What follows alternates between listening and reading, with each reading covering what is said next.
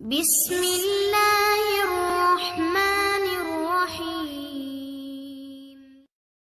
السلام علیکم ناظرین، کیسے ہیں آپ سب؟ FG اسلامک وائس میں آپ کا خیر مقدم ہے۔ ناظرین، میری حیثیت تو نہیں کہ ماں کی شان بیان کر سکوں، ماں کی قربانیوں کی تفصیل بیان کر سکوں، ماں کا رتبہ بیان کر سکوں، ماں کی عظمت بیان کر سکوں۔ بس ایک چھوٹی سی کوشش ہے، اللہ پاک قبول فرما لے۔ آپ سب جانتے ہیں نا، اللہ نے اپنی محبت کی مثال کس کے نام سے دی ہے؟ وہ نام ماں ہے۔ میرے رب نے، میرے پیارے اللہ نے ایسا رشتہ ماں کی صورت میں پیدا کیا ہے کہ جنت کی چھاؤں کا دنیا میں روپ ہے ماں کی ذات، جنت کی گھنی چھاؤں ہے ماں کا وجود، اور ماں کے سینے میں وہ تڑپتے ہوئے جذبات رکھے گئے ہیں کہ دنیا میں ماں کے پیار کا بدل ہی نہیں۔ بچہ اگر بوڑھا بھی ہو جائے تو ماں کے لیے بچہ ہی رہتا ہے۔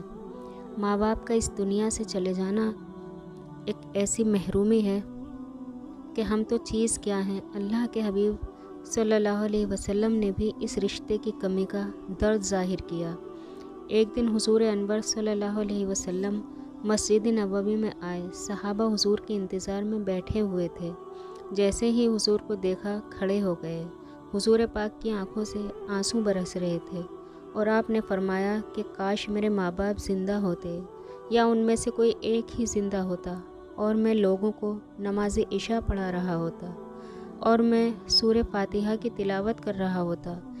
پھر ماں کو مجھ سے کوئی کام یاد آتا، وہ مجھے بیٹا محمد کہہ کر آواز دیتی، تو میں اپنی نماز چھوڑ کر پہلے ماں کی بات کو سنتا۔ یہ دنیا کے سامنے حضور نے ماں کی عظمت کو رکھا۔ ماں کا دنیا سے چلے جانا بہت بڑا سانحہ ہوتا ہے۔ جب حضور پاک پیدا ہوئے تو باپ کا سایہ سر پر نہیں تھا۔ 6 سال کی عمر تھی۔ حضور پاک اپنی والدہ کے ساتھ مدینہ شریف گئے ہوئے تھے۔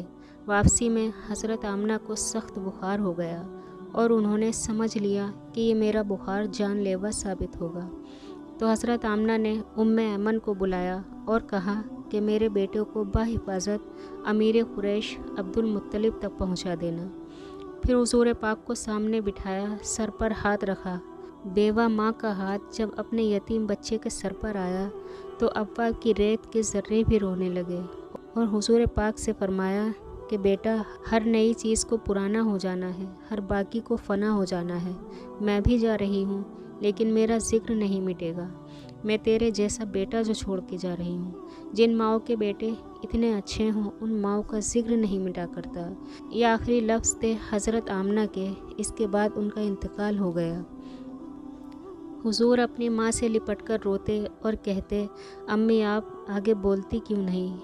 کیا وقت ہوگا کہ تمام نبیوں کے امام، اللہ کے محبوب، اللہ کے حبیب بھی جس ہستی کے جدا ہونے پر رو رہے ہیں، اس ہستی کا نام ماں ہے۔ اور حضور پاک نے وہیں اپنی ماں کی تدفین کی اور ایمن کے ساتھ واپس آ گئے۔ تو ماں وہ ہستی ہے کہ اپنے آخری وقت میں بھی اسے اپنی اولاد کی ہی پرواہ ہوتی ہے۔ اللہ نے ماں کو یہ عظمت بخشی ہے کہ جب ماں کے ہاتھ اٹھتے ہیں تو اللہ انہیں خالی نہیں موڑتا۔ ضروری نہیں کہ ماں رابعہ بصری ہوں تبھی اولاد کے لیے دعائیں قبول ہوں گی۔ کسی چھوٹے سے گاؤں کے کسی کونے میں اپلے تھاپتی ہوئی ماں بھی جب اپنے بچوں کے لیے دعا کو ہاتھ اٹھاتی ہے تو میرا رب ان ہاتھوں کو بھی خالی نہیں موڑتا۔ اور جب ماں بولتی ہے تو اس کے لہجے میں جبرائیل بولتے ہیں۔ ماں جب مسکراتی ہے تو جنت کی ساری کلیاں کھل جاتی ہیں۔ جو سکون ماں کے دامن میں ملتا ہے وہ اور کہیں نصیب نہیں ہوتا۔ اللہ نے ماں کے اندر محبت اور الفتوں کا ایسا دریا دیا ہے جس کے اندر انسان کے تمام غم دھل جاتے ہیں۔ جس طرح ایک درخت ساری دھوپ اپنے اوپر سہ کر ہمیں سایہ دیتا ہے، اسی طرح ماں باپ تمام پریشانیاں اپنے اوپر جھیل کر ہمیں ٹھنڈک دیتے ہیں۔ لیکن افسوس، یہ سب چیزیں ہمیں تب سمجھ میں آتی ہیں جب کہ ماں باپ دنیا سے رخصت ہو جاتے ہیں۔ ماں کے جانے کے بعد دنیا ویران ہو جاتی ہے، گھر ویران ہو جاتا ہے، فنکشنز اچھے نہیں لگتے، محفلیں اجڑی ہوئی نظر آتی ہیں۔ ماں کے بغیر جب عید آتی ہے تو رونقیں نہیں، ویرانیاں نظر آتی ہیں۔ اگر فیملی میں 10 ممبر بھی ہیں تو ان سب کی پسند کو الگ الگ جو یاد رکھتی ہے وہ ماں ہے۔ خود بھوکی رہ کر بچوں کو کھلاتی ہے وہ ماں ہے۔ خود گیلے میں سو کر ہمیں سوکھے میں سلاتی ہے وہ ماں ہے۔ پورے زمانے سے یہاں تک کہ اپنے بھائی بہن سے بھی ہمارے لیے لڑ جاتی ہے وہ ماں ہے۔ اگر بیٹا گھر سے باہر ہے اور آنے میں دیر ہو جائے تو جائے نماز پر کھڑی ہو جاتی ہے وہ ماں ہے۔ بیٹا کہتا ہے امی ابھی بھوک نہیں ہے، پھر بھی کھانے کو بار بار کہتی ہے وہ ماں ہے۔ ہمارے انتظار میں جو کھلی آنکھوں سے سوتی ہے وہ ماں ہے۔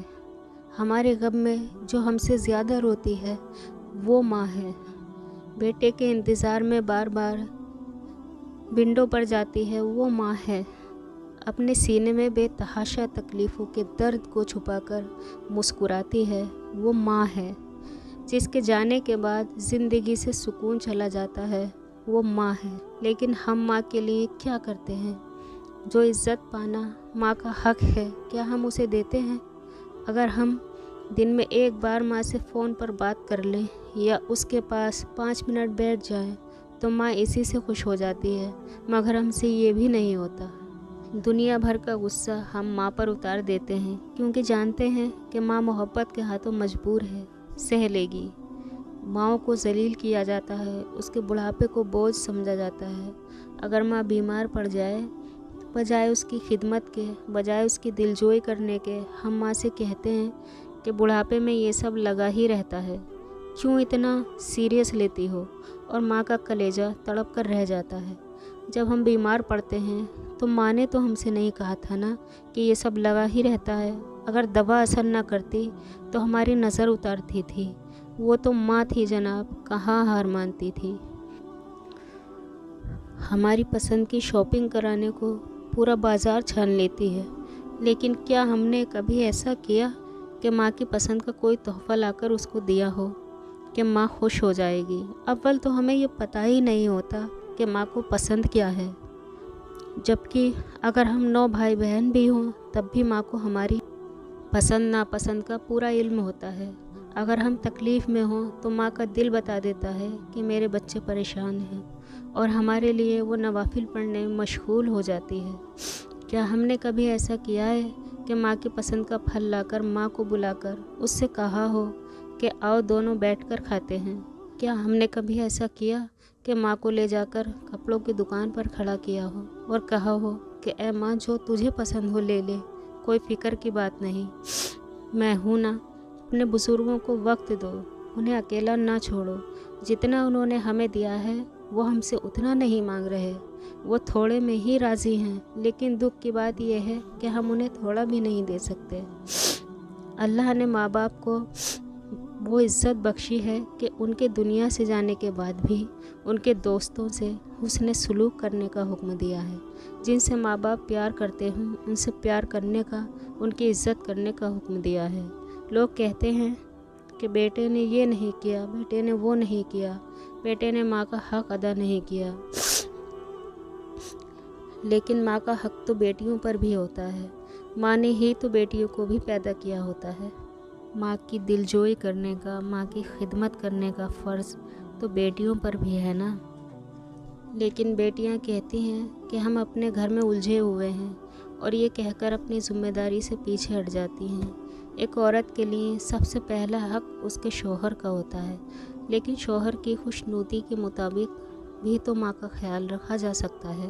اگر بیٹیاں 8 بھی ہوں تو ماں کے پاس ان میں سے کسی ایک کے لیے بھی وقت کی کمی نہیں ہوتی، احساس کی کمی نہیں ہوتی، لیکن ان 8 بیٹیوں میں سے کسی ایک کے پاس بھی ماں کے لیے وقت نہیں ہوتا، وہ احساس نہیں ہوتا جس کی ماں حقدار ہے۔ ماں کو پیسہ، آسائشیں نہیں چاہیے ہوتی، اپنے بچوں کی توجہ کی ضرورت ہوتی ہے۔ ماں کا بھی دل چاہتا ہے کہ کوئی اسے احساس کرائے کہ وہ بہت خاص ہے، وہ بہت پیاری ہے، بہت خوبصورت ہے۔ اس کے بغیر گھر سونا لگتا ہے، زندگی ویران لگتی ہے۔ ماں کا بھی دل چاہتا ہے کہ کوئی اس سے کہے کہ وہ بہت خاص ہے، وہ ہماری زندگی ہے، وہ عزت کے لائق ہے۔ یہ سارے الفاظ ہم ہر رشتے میں بولتے ہیں سوائے ماں کے، اور ماں یہ سب سننے کے انتظار میں ہی دنیا سے چلی جاتی ہے، یہ سب سننے سے محروم رہ جاتی ہے اور شکایت بھی نہیں کرتی۔ ماں وہ گھنا درخت ہے جس کے چلے جانے کے بعد زندگی کی تپش کا احساس ہوتا ہے، مگر افسوس یہ سب سمجھ تو آتا ہے لیکن وقت نکل جانے کے بعد۔ اگر ماں باپ زندہ ہیں تو ان کی جتنی ہو سکے خدمت کرو، ان پر خرچ کرنے سے زیادہ ان کی عزت کرو، اور اگر ماں باپ کے سائے سے محروم ہو چکے ہیں تو اتنا تو کر ہی سکتے ہیں کہ ان کے لیے صدقہ کریں، استغفار کریں، جن کے وہ قریب تھے ان کو عزت دیں، ان کا احترام کریں، ان کے دوستوں سے بھی رابطہ رکھیں، اور جتنی بھی ہو سکے ان کے لیے دعا کریں۔ بھائی بہن ایک ساتھ بیٹھا کریں تو کسی کی صورت میں ماں نظر آئے گی اور کسی میں باپ کی جھلک، اور ان سب چیزوں کا ایک بڑا فائدہ یہ بھی ہوگا کہ اللہ ہمارے لیے بھی کسی کو مقرر کر دے گا جو ہمارے بعد ہمارے لیے یہ سب کرے گا۔ اللہ ہمارے دلوں کو ایمان سے بھر دے، ہمیں ہر رشتے کی عزت کرنے والا بنا دے۔ اللہ ہمارے دل کو، ہمارے دماغ کو اور ہماری زبان کو یکساں بنا دے، ہمیں سچا مسلمان ہونے کا شرف نصیب فرما دے، آمین۔ تو آج کے لیے بس اتنا ہی، انشاءاللہ اگلی ویڈیو میں پھر حاضر خدمت ہوں گے۔ اللہ حافظ۔ چینل کو سبسکرائب کریں، ویڈیو کو لائک اور شیئر کرنا نہ بھولیں، بیل آئیکن کو پریس کریں تاکہ ہمارے ویڈیو کی پہلی نوٹیفیکیشن آپ تک پہنچ جائے۔